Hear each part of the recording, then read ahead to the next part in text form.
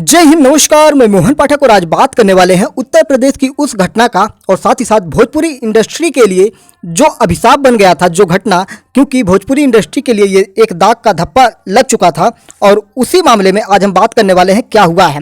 भोजपुरी के दो बड़े कलाकार जिन पर यह मामला चल रहा था, बात करेंगे जिनकी वजह से चल रहा था वो थी आकांक्षा दुबे और जिनके द्वारा चल रहा था वो थे समर सिंह। यानी कि आकांक्षा दुबे की आत्महत्या और समर सिंह का उसमें फंस जाना सब कुछ मिस्ट्री बन के रह गई थी, लेकिन उसमें कुछ नया मोड़ आया है। 7 महीने से जेल में बंद हैं समर सिंह, जो कि उत्तर प्रदेश के आजमगढ़ जिले के मेहनगर के अंतर्गत आते हैं।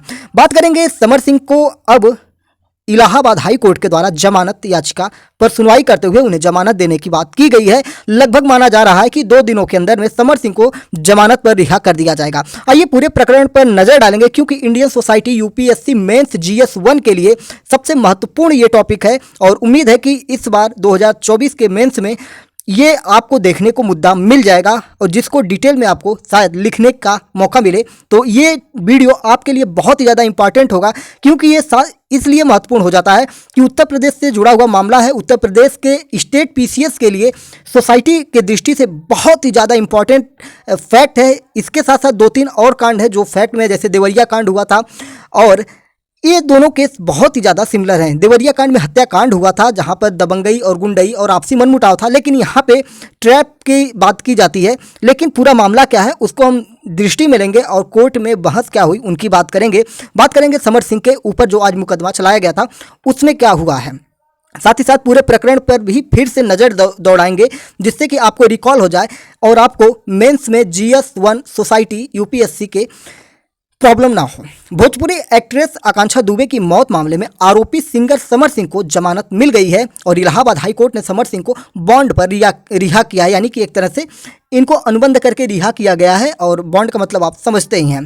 समर सिंह पिछले 7 महीनों से वाराणसी में बंद थे, यानी कि वहाँ की जेल में बंद थे और 2 महीने पहले वाराणसी कोर्ट ने उनकी जमानत याचिका को खारिज कर दी थी और जिसके बाद से समर सिंह के जो वकील थे, उनके जो समर्थक थे, उन लोगों ने उत्तर प्रदेश हाई कोर्ट में इलाहाबाद में याचिका लगाई थी और इसी पर सुनवाई करते हुए प्रयागराज हाई कोर्ट में समर सिंह की जो जमानत याचिका थी उस पर जो वहां के न्यायमूर्ति हैं समीर जैन की कोर्ट में ये सुनवाई चल रही थी और इसके बाद दलीलों का आदान प्रदान होता है। दोनों तरफ से अपने पक्ष रखे जाते हैं और जो आकांक्षा के वकील थे वो इनकी जमानत का विरोध करते हैं, लेकिन वहीं पर जो समर के वकील होते हैं वो इनका समर्थन करते हैं और कई साक्ष्य भी प्रस्तुत करते हैं, जिससे ये साबित करने की कोशिश करते हैं कि जिस दिन ये वारदात हुई थी उस दिन समर सिंह उस जगह पर मौजूद नहीं थे और अगर मौजूद नहीं थे तो उनको जमानत मिलनी चाहिए। मामला क्या था, मामले पर थोड़ी सी हम निगाह डालेंगे, क्योंकि सारनाथ में 26 मार्च को भोजपुरी अभिनेत्री आकांक्षा दुबे का शव मिला था और ये शव बहुत सारे सुराग, बहुत सारे सस्पेंस लेकर आया था और इनके मोबाइल में बहुत सारी चीज़ें निकली थी, जिसकी वजह से समर सिंह के ऊपर दबाव बनाते हुए समर सिंह कई दिन लापता थे। उसके बावजूद उत्तर प्रदेश पुलिस ने दबिश बनाई और नोएडा में जाकर इनको गिरफ्तार कर लिया था। 26 मार्च को भोजपुरी अभिनेत्री आकांक्षा दुबे का शव होटल के कमरे में मिला था। सारनाथ पुलिस ने मामले को पहली दृष्टि में आत्महत्या करार किया था, लेकिन आकांक्षा दुबे की जो मां थी, जिनका नाम मधु दुबे बताया जाता है, उन्होंने इसे आत्महत्या न करार देते हुए हत्या करार दिया और उनके जो समर सिंह के दोस्त थे, फिलहाल उस समय मीडिया में समर सिंह का भाई संजय सिंह के नाम से प्रचलित हुए थे।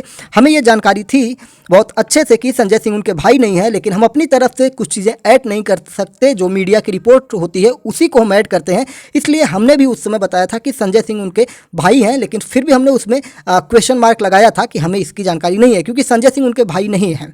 ठीक है, और आज की रिपोर्ट जो अब आ रही है उसमें अब संजय सिंह उनका भाई नहीं, उनका दोस्त करार दिया जा रहा है। तो इस चीज़ को आप पूरे ध्यान से समझ लीजिएगा। जो लोग अगर इसको संजय सिंह को समर सिंह का भाई समझते हैं तो वो इस बात को इस बार क्लियर कर लीजिए कि संजय सिंह इनके भाई नहीं हैं, इनके दोस्त हैं। एक तरह से कह सकते हैं कि बिजनेस पार्टनर भी आप बता सकते हैं।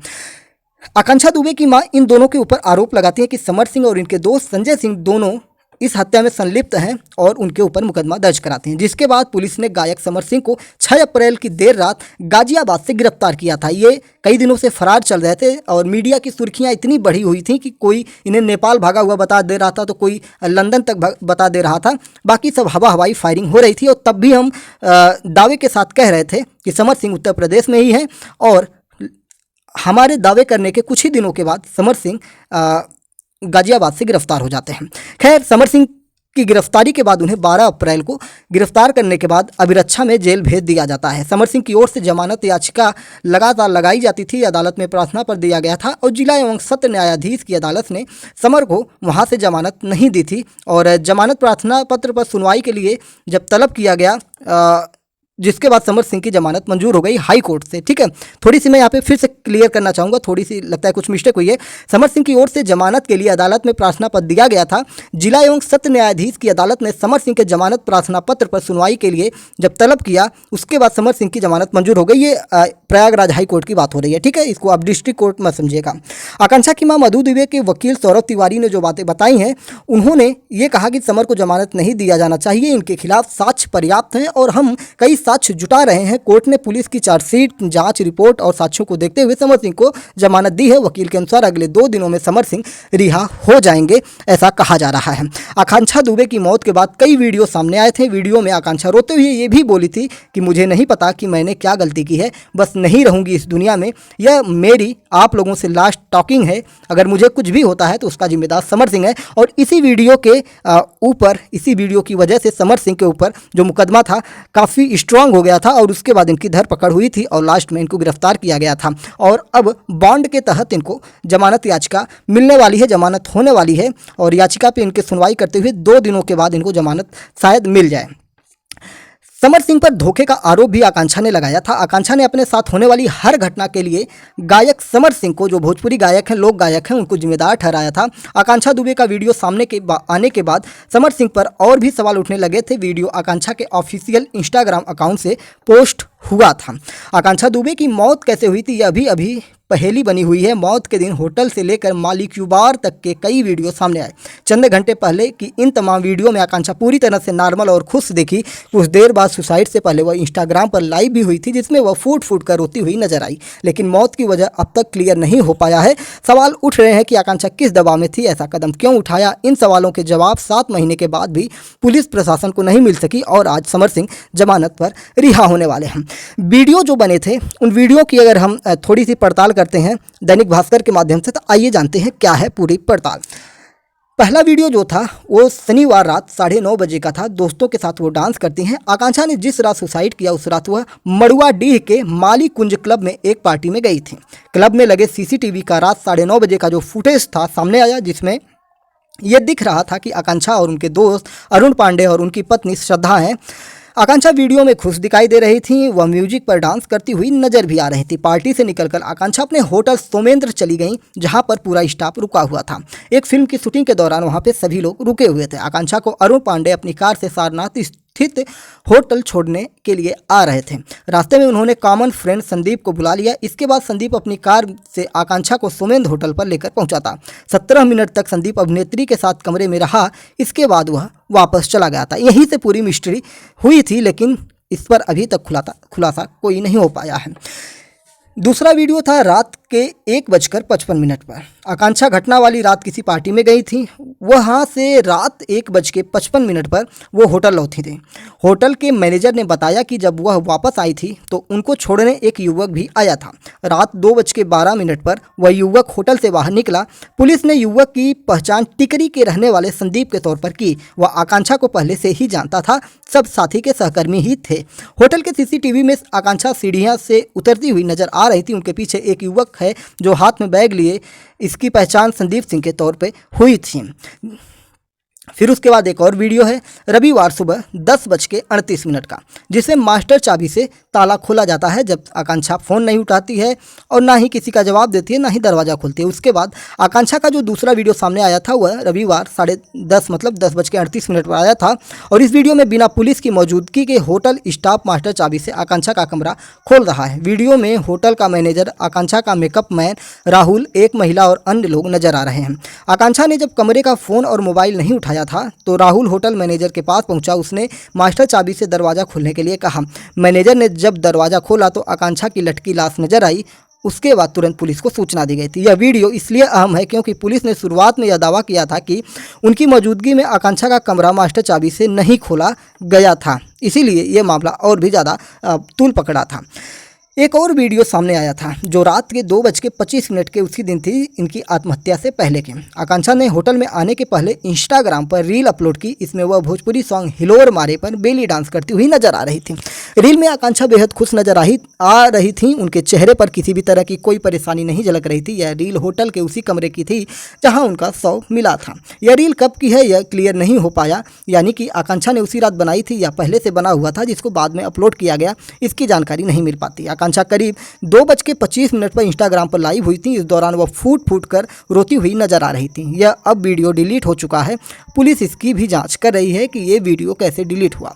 आकांक्षा है कि होटल आने के बाद आकांक्षा ने किसी से फ़ोन पर बात की जिससे विवाद हुआ और उन्होंने भयानक कदम उठाया। यानी कि आकांक्षा होटल आती हैं, फिर उसके बाद किसी से फ़ोन पे बात होती है, फिर विवाद होता है, ये लाइव आती हैं और उस लाइव वीडियो को भी पता नहीं कैसे डिलीट कर दिया जाता है। और आकांक्षा ने सुसाइड से करीब 23 घंटे पहले इंस्टाग्राम पर स्टोरी में एक शायरी भी पोस्ट की थी। शायरी में लिखा था, देखेंगे राह तेरी चाहे ज़माना लग जाए, या तो आज आ जाए तू या हम ही ठिकाने लग जाएँ। ऐसी शायरी इन्होंने लिखी थी। अंदर रूम की जो सीन थी वो भी काफ़ी खतरनाक थी, यानी कि संदेहास्पद थी, जिसके बाद बहुत सारे सवाल खड़े हुए थे। पुलिस जब मास्टर चाबी से होटल के रूम के अंदर दाखिल हुई तो अभिनेत्री का शव एक दुपट्टे से लटका मिला। ऐसा लग रहा था कि वह बेड पर बैठी हुई है, यानी कि बेड पर बैठी हुई नज़र आ रही थी। उसमें आत्महत्या अगर कोई करता है तो वो लटका हुआ नज़र आता है, बैठकर कोई आत्महत्या कर नहीं पाता है, इसलिए ये मामला ज़्यादा संदेहास्पद लगा। आकांक्षा एक पैर फर्श पर और एक बेड पर था। आकांक्षा का जो पैर था एक फर्श पर था, एक बेड पर था, एक हाथ भी बेड पर था। यह नहीं, रूम की लाइट भी जल रही थी। इतना ही नहीं, बाथरूम का नल भी खुला था। उनका मोबाइल चार्ज पर लगा हुआ था।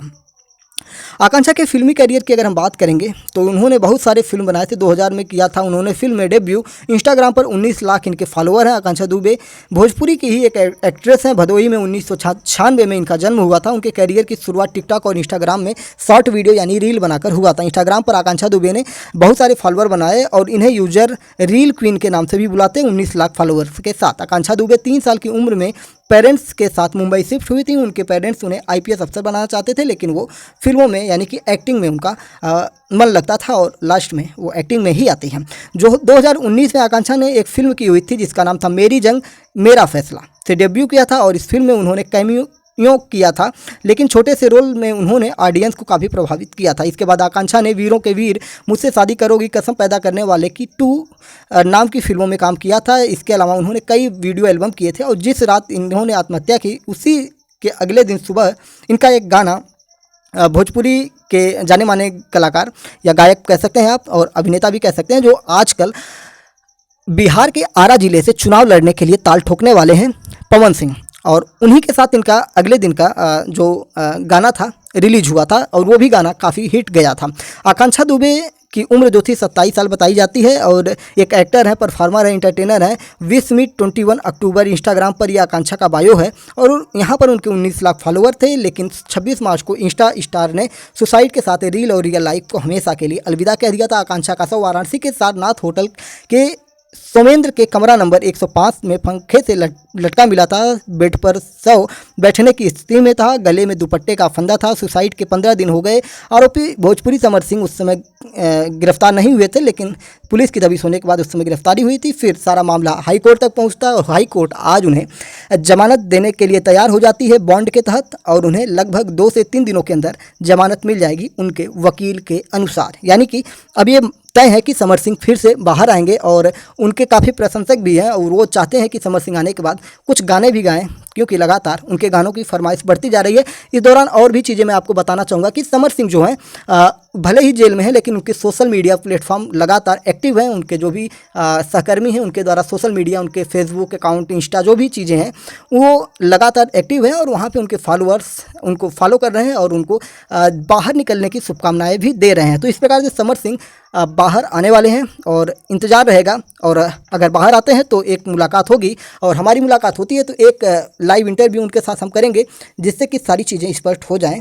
जब भी अगर मौका मिला मुझे तो समर से ज़रूर बात होगी। जय हिंद, नमस्कार। हाँ ठीक है, चैनल पर नए तो चैनल को सब्सक्राइब करके हमारे साथ जुड़ सकते हैं डेली करंट अफेयर्स और न्यूज़ एनालिसिस के लिए। जय हिंद, नमस्कार। भारत माता की जय।